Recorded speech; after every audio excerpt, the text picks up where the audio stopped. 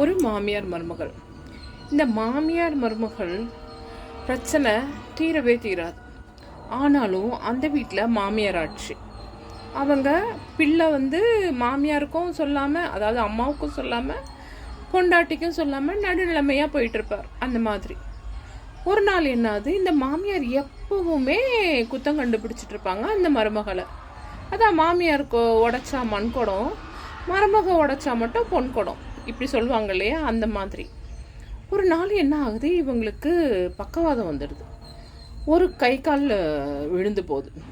ஆனால் அந்த ஒரு கை கால் வச்சுக்கிட்டே நிறைய குசும்பு பண்ணோம் அந்த மாமியார்.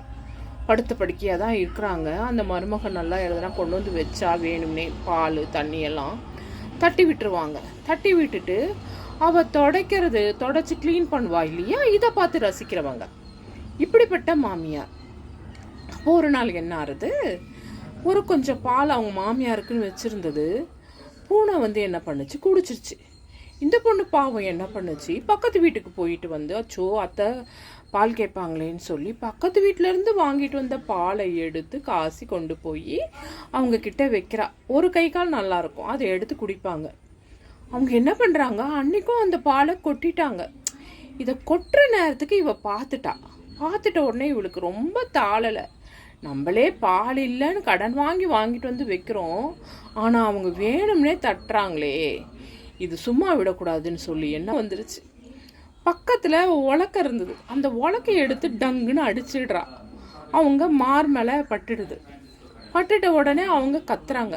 கத்திட்டு என் பையன் வரட்டும் சொல்கிறேன்ற மாதிரி சைகை பண்ணுறாங்க. பேச்சு வரல சரியா, சைகை பண்ணுறாங்க.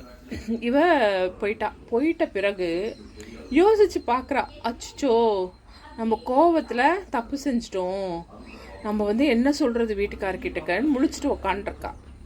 அப்போது பையன் வந்தா இவங்க சொல்கிறாங்க, உலக்கையை எடுத்து அடிச்சிட்டா, கழுத்தில் பட்டுடுச்சு, நெஞ்சுன்னு சாகிற மாதிரி போயிட்டேன் அப்படின்றதெல்லாம் சைகை காமிக்கிறாங்க.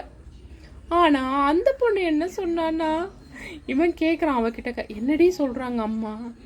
அவ சொல்கிறா, அவங்க சாக போகிற காலத்தில் அவங்களுக்கு எதுக்கு செயின், அந்த செயினை எடுத்து மருமக கழுத்தில் போடுறான்னு சொல்கிறாங்க அப்படின்னு சொல்லிட்டான்.